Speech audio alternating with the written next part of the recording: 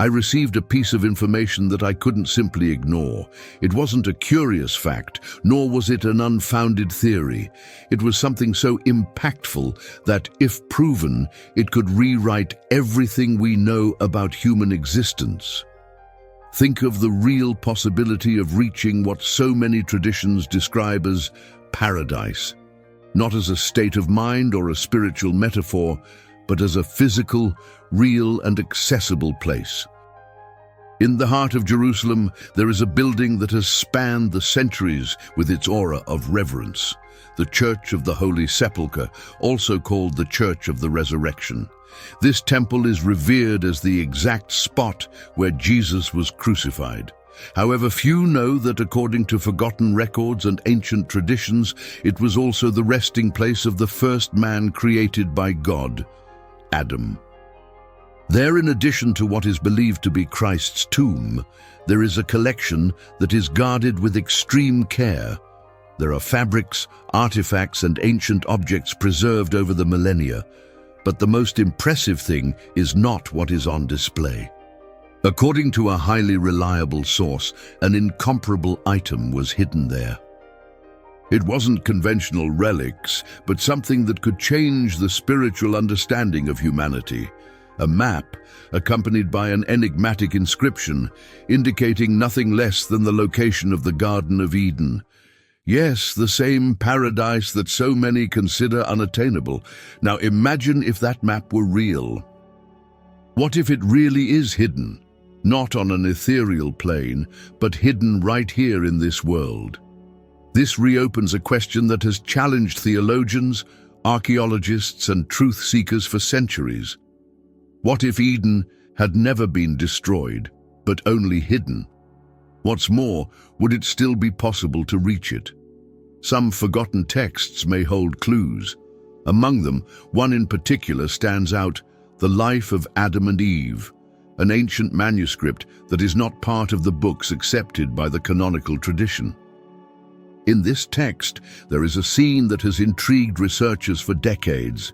In his last days of life, Adam, already weakened, calls his son Seth and gives him a daring mission: to go to the gates of paradise and ask the angel guarding the entrance for the so-called oil of life, a heavenly balm that could ease his pain and perhaps prolong his existence. The answer, however, was final. The angel refused the request and explained that due to original sin, neither Adam nor his descendants could touch anything that came from paradise. This not only reinforces the idea that Eden still existed, but also suggests that access was not completely lost, just blocked. Furthermore, the reference to this mysterious oil points to something much greater: the existence of an element with healing and perhaps even regenerative properties. And finally, a promise. One day, one of Adam's descendants would come into the world to repair the primordial error. After Adam's death, a new episode occurred. Eve, devastated by her loss, begged to be buried next to her husband. God answered her cry and ordered the angels to take care of Adam's body with extreme reverence. It was bathed with water from heaven, anointed with the same oil mentioned before, and buried in a specific spot. The same spot where, centuries later, the Messiah would be crucified. This sacred place was to become the epicenter of an even deeper mystery. It was in this context that I was approached by someone who prefers to keep his identity protected. He wrote to me, recounting an unusual experience. On December 15, 2024, this man was in Jerusalem, taking part in a tour of historic sites in the Old City. Among the sites visited was the Church of the Resurrection. The decision to make the trip came on medical advice.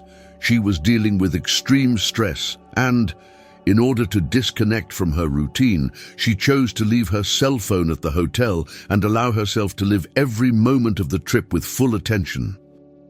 She crossed several cities until she reached the spiritual capital of the world, and it was when he set foot in that temple that something changed. He observed everything with a more attentive eye.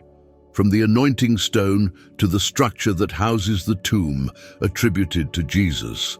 However, it was while exploring the side aisles of the church that an indescribable sensation enveloped him. He felt as if the place itself was whispering ancient secrets, kept in the cracks of the stones and the silence of the walls, as if there was more there than met the eye. If you feel that same impulse, that restlessness that won't be silenced, it's because there are truths that need to come out, and what comes next goes even further. Because all of this can be directly linked to the greatest secret of the Christian faith, something you'll find revealed in the forbidden name of Jesus. The access is in the first fixed comment.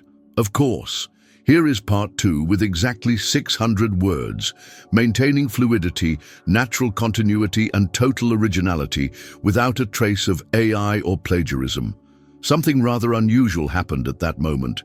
When he tried to approach a specific area inside the church, he was abruptly stopped by the guide who was accompanying him. The justification seemed simple. That section was temporarily closed for maintenance. Despite the explanation, there was something in the tone of the answer that aroused suspicion. Even so, he preferred not to insist and continued exploring the other wings of the temple. As he walked aimlessly through the corridors and small chapels, something unusual caught his eye. Almost hidden behind a pillar, there was a small door, partially covered by dark fabric and without any signage. There were no warning signs or chains indicating prohibition. It seemed to be just another corner forgotten by time. Driven by curiosity, he approached and cautiously pushed open the door. What he found was totally unexpected. Just beyond the entrance, an ancient staircase descended into the depths, made of worn and damp stones. The smell was strong, carried by time and the absence of circulation. Each step seemed to take you not just to a hidden place, but to a completely different era. And the further down he went, the more intense the feeling that he was invading a place that shouldn't be discovered. When he reached the end of the stairs, he found himself in a long, silent corridor, where the only company was the sound of his own footsteps. He moved forward, his heart racing and his senses on alert, until, without noticing, he crossed the last bend and found himself inside an underground chamber positioned well below the site attributed to Jesus' grave. Inside, the darkness was complete. The silence was so absolute that it made the atmosphere seem alive. Seized by tension, he thought of returning immediately, but at that very moment, a dry sound broke the silence. He looked back instinctively, only to realize that the door he had entered through had been closed. The metallic clang of a lock being activated echoed throughout the space, sealing off any chance of going back the way he had come. With no other choice, he began to explore by groping the cold walls in search of a new exit. However, everything around him was just darkness. It was only after a few minutes that his eyes caught a subtle point of light in the center of the room. It was a faint glow, almost invisible, but it seemed to come from a structure positioned in the middle of the room. As he got closer, he noticed that the light was coming from a tomb. A soft light outlined its contours, as if some hidden system had been activated by its presence. When he crossed an almost imperceptible threshold on the floor, the lights in the entire room came on automatically, revealing a scene worthy of an unprecedented archaeological discovery. In front of him was a tomb completely different from the others. Its appearance was majestic, with ornaments carved in fine detail and symbols he had never seen before. As he leaned over to peek inside, his legs almost gave way. Inside the grave lay an intact human body. It wasn't a bone, nor was it a sculpture. It was a real man, preserved in a way that defied any logical explanation. According to his account, that body was there, motionless, but without the classic signs of death. The serene face, the hands crossed over the chest, the visible musculature and the hair resting gently on the shoulders gave the man a supernatural appearance. There was nothing to indicate decay or the passage of time. What he saw there seemed to be frozen in another dimension of time. Before he could delve deeper, the sound of footsteps coming from the corridor caught his attention. He instinctively hid behind some objects covered in dust. 3 figures entered soon after. They were dressed unusually in dark suits reinforced by metallic exoskeletons. They moved with agility and precision, as if they knew exactly what they were doing. And they didn't come empty-handed. They were carrying something with extreme effort, something large, heavy, and wrapped in a dark cloak. The 3 men were carrying a second stone sarcophagus, very similar to the first. Even with the help of the exoskeletons, the weight seemed excessive. Each movement required joint effort, showing that the material used was of unusual density. However, there was something more to their actions. They weren't simply relocating a heavy object. It was clear that they were following some kind of protocol. Everything indicated that that coffin needed to be placed in exactly the same spot as the one it had been taken from, as if some kind of millimeter mapping had guided every step of that return. As soon as the sarcophagus was positioned next to the first one, an unexpected figure appeared, a man wearing clerical robes similar to a priest, but with a solemn air and unusual authority. His gestures were firm, and the workers immediately moved away when he approached. Without hesitation, the new figure ordered them to remove the lids from the 2 stone urns. Once this was done, the helpers withdrew in silence, leaving the priest alone with the bodies. The informant, hidden behind old wooden furniture, watched everything without moving a muscle. The priest remained motionless for a few seconds, staring at the inert faces. Then he went over to the second coffin, the one that had just been brought in. He spoke a few words in a language he couldn't identify precisely, but which sounded like Italian, although there was something different about his intonation. Then he reached into the coffin and took out another hand, this time delicate, clearly feminine. The skin was extremely pale, almost translucent. His next gesture was unexpected. He held that hand with deep respect, brought it to his face, and then to his lips, touching it with a gentle kiss. With his eyes closed, he murmured words full of emotion. Shabbat, our mother from Bele. Adam, father, father. Shabbat. At first, the sentence seemed meaningless, but when I reread it more carefully, one detail stood out. The words were neither Spanish nor Italian. The secret lay in the Hebrew roots. In Hebrew, Eve is often associated with the term Shabbat, whose origin is in shaja, which means to live, to give life. It's not just a phonetic coincidence, it's a powerful symbolic construction. Eve, or Shabbat, is the embodiment of life. Adam, which in Hebrew is Adam, comes from Adama, the soil, the red earth from which he was molded.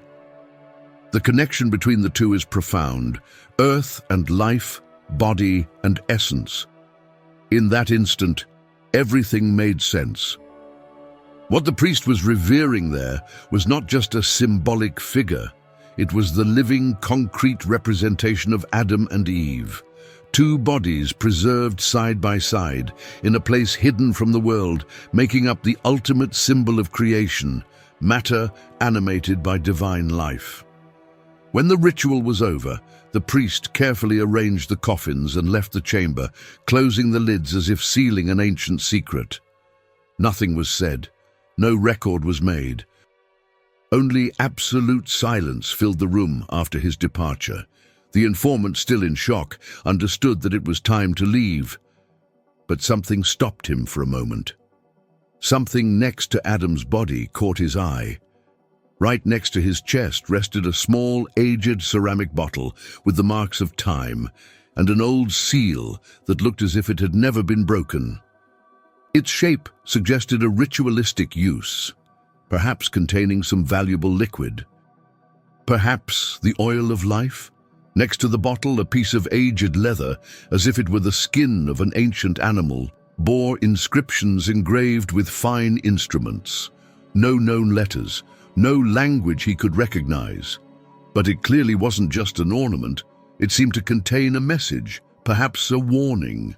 And then, the most disturbing thing, a map, delicate but incredibly precise. The line drawn started right there, in Jerusalem, and meandered through unknown territories until it reached its final point. After examining the symbols along the route, it became clear that the destination lay far beyond the known borders, somewhere hidden on the African continent. After everything he had witnessed, his body reacted before his mind had fully processed it. The urgency to get out of that place spoke louder. With the utmost care, he positioned each object exactly where it was, trying not to leave any trace of his presence. His eyes scanned the room for any gaps. Then, at the back of the room, he noticed a small opening in the wall. It was an old window, almost hidden by stone columns and shadows cast by the arched ceiling. Even though it was narrow, it seemed possible to get through, and it was his only chance. With an effort, he passed his body through the gap and fell on the other side, rolling on the uneven ground covered in dry leaves. He was now outside the structure, in the vicinity of a wooded area.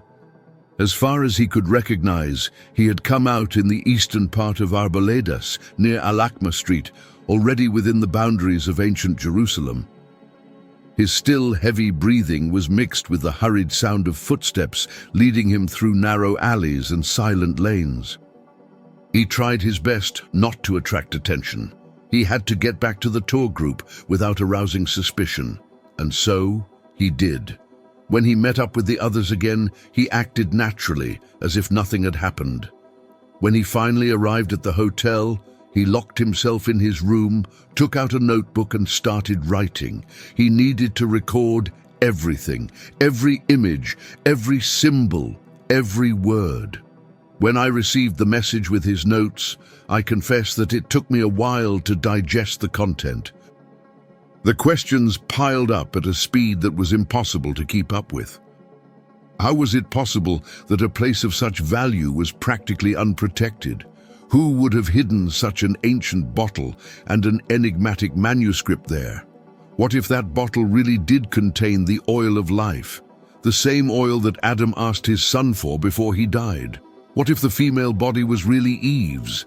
Were the first two human beings preserved under the same structure in which Christ was crucified? And could that map, drawn with such precision, really point the way to Eden? The pieces of this puzzle are still scattered, but there are clear links between all these elements. If the route traced really does lead to a sacred site in African territory, perhaps that's where the next fragment of this story is waiting to be found. His mind was still buzzing with events, but as the silence of the room settled, his memory plunged into a much older time. A time when it all began. Alone, Adam walked among the silent trees, enveloped by the breeze that blew lightly across the grass. There was no hurry. There was no fear. And then she came. From his rib, from his essence, from his very being, Eve appeared as an extension of divine love, and at the sight of her, the world changed. Hand in hand, they walked among the flowers, soul in soul. One heart divided into two bodies. Eve was more than a companion. She was the root, the breath that moved the days. Adam, the soil that sustained existence. Together they created time, they planted life, they sowed hope as they walked with God. But then, the wind changed. A whisper cut through the silence like an invisible blade. Temptation didn't enter by force. It entered by the desire to know. The fruit was tasted, the veil was torn. And paradise, that perfect place, disappeared as if it had never existed. Not because of punishment, but because the awakening had come. Love didn't leave them. It only made them more aware of the pain. Eve, root of eternal existence. Adam, guardian of the earth. Two hearts, one purpose. And even though they fell, even though they made mistakes, they continued to love. They continued to walk with God. Between stones and dust, between failures and forgiveness, flowers were still born. Eden had not died. It had just changed shape. And maybe, just maybe, it's still where we least expect it. And in the eternal cycle, where the body returns to the earth and the spirit to the wind, love remains, as it always was, as it always will be.